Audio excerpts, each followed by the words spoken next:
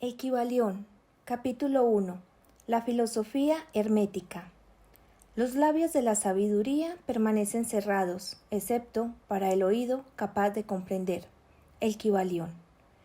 Desde el antiguo Egipto han venido las enseñanzas fundamentales y secretas que tan fuertemente han influido en los sistemas filosóficos de todas las razas y de todos los pueblos durante centurias enteras.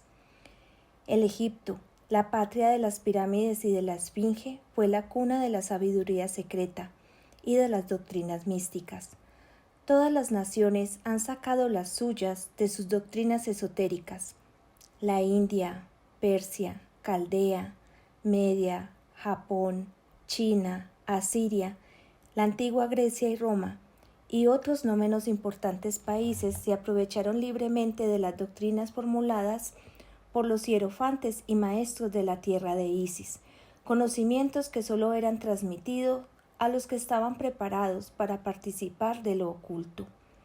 Fue también el antiguo Egipto de donde vinieron los tan grandes adeptos y maestros que nadie después ha sobrepasado, y que rara vez han sido igualados en las centurias que han transcurrido desde los tiempos del gran Hermes. El Egipto fue la residencia de la gran logia de las fraternidades místicas.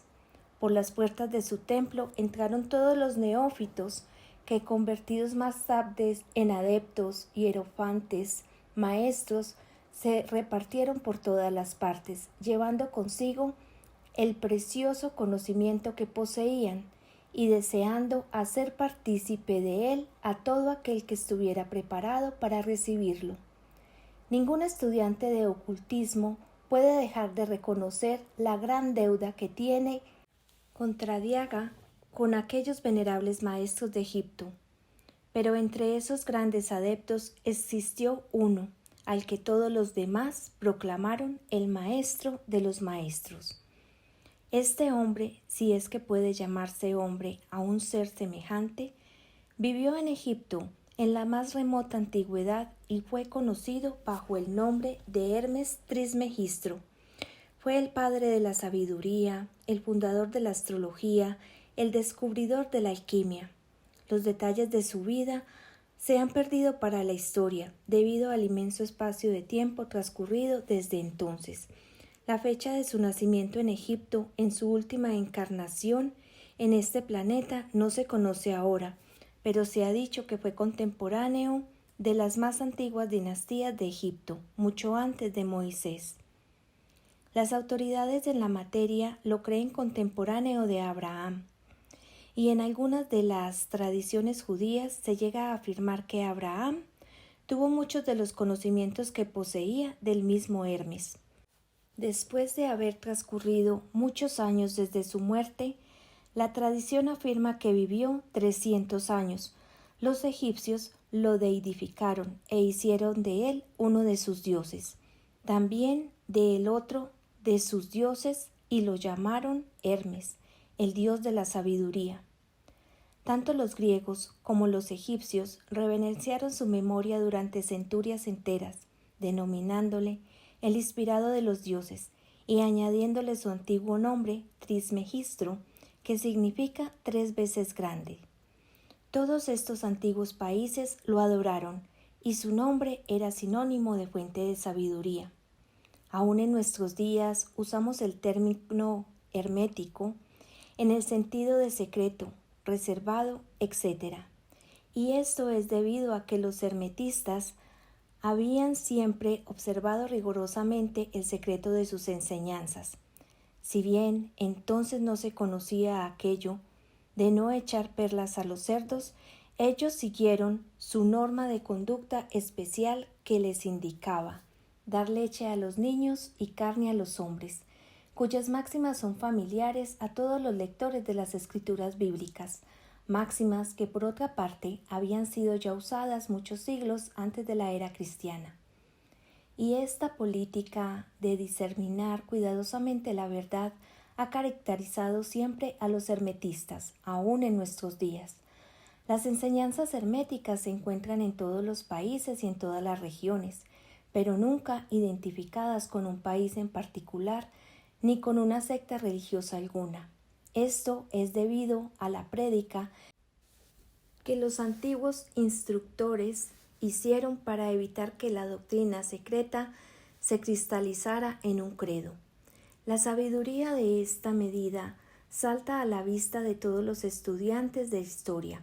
El antiguo ocultismo de la India y de Persia degeneró y se perdieron sus conocimientos debido a que los instructores se habían convertido en sacerdotes y mezclaron la teología con la filosofía, siendo su inmediata consecuencia que perdieron toda sabiduría, la que acabó por transformarse en una cantidad inmensa de supersticiones religiosas, cultos, credos y dioses. Lo mismo pasó con las enseñanzas herméticas de los gnósticos cristianos, enseñanzas que se perdieron por el tiempo de Constantino, quien mancilló la filosofía mezclándola con la teología, y la Iglesia cristiana perdió entonces su verdadera esencia y espíritu, viéndose obligada a andar a ciegas durante varios siglos, sin que hasta ahora haya encontrado su camino, observándose actualmente que la Iglesia cristiana está luchando nuevamente por aproximarse a las antiguas enseñanzas místicas. Pero siempre han existido unas cuantas almas que han conservado viva la llama, alimentándola cuidadosamente y no permitiendo que se extinguiera su luz. Y gracias a esos firmes corazones y a esas mentes de extraordinario desarrollo, tenemos aún la verdad con nosotros. Mas no se encuentra en los libros. Ella ha sido transmitida del maestro al discípulo, del iniciado al neófito, de los labios a los oídos.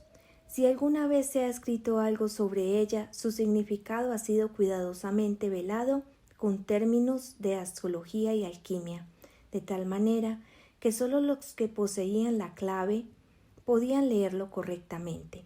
Esto se hizo necesario a fin de evitar las persecuciones de los teólogos de la Edad Media, quienes luchaban contra la doctrina secreta a sangre y fuego.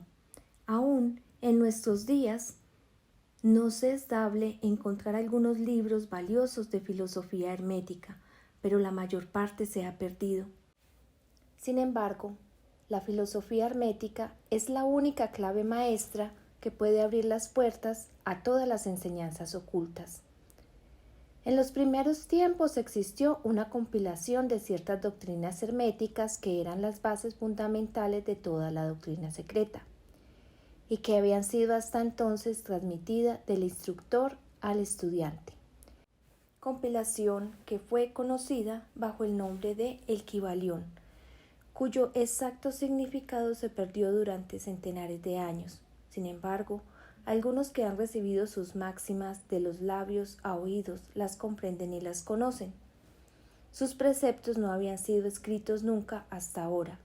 Son simplemente una serie de máximas y axiomas que luego eran explicados y ampliados por los iniciados. Estas enseñanzas constituyen realmente los principios básicos de la alquimia hermética, la que, contrariamente a lo que se cree, está basada en el dominio de las fuerzas mentales, más bien en el de los elementos materiales, en la transmutación de una clase de vibraciones mentales en otras, más bien en el cambio de una clase mental en otro. La leyenda acerca de la piedra filosofal, que convertía todos los metales en oro, era una alegoría relativa a la filosofía hermética, alegoría que era perfectamente comprendida por todos los discípulos del verdadero hermetismo. En esta obrita invitamos a nuestros estudiantes a examinar las enseñanzas herméticas, tal como fueron expuestas en el Kybalión, explicadas y ampliadas por nosotros, humildes estudiantes de las mismas, que si bien llevamos el título de iniciados, somos sin embargo simples discípulos a los pies de Hermes, el maestro. Transcribimos aquí muchas de las máximas y preceptos de El Kybalión, acompañadas por explicaciones y comentarios que creemos ayudarán a hacer más fácilmente comprensibles estas enseñanzas por los hombres modernos, especialmente teniendo en cuenta que el texto original ha sido velado a propósito, con términos oscuros y desconcertantes. Las máximas originales, axiomas y preceptos de El Kybalión están impresos en otro tipo de letra. Esperamos que los lectores de esta obra sacarán tanto provecho del estudio de sus páginas como lo han sacado otros que han pasado antes del mismo sendero que conduce al adepto desde tiempos de Hermes Trismegisto, el maestro de los maestros, el 3 veces grande hasta ahora, dice El Kybalión. Donde quiera que estén las huellas del maestro, allí los oídos del que está pronto a recibir sus enseñanzas se abren de par en par. Cuando el oído es capaz de oír, entonces vienen los labios que han de llenarlos con sabiduría. De manera que, de acuerdo con lo indicado, este libro solo atraerá la atención de los que están preparados para recibirlo, y recíprocamente, cuando el estudiante esté preparado para recibir la verdad, entonces este libro llegará a él.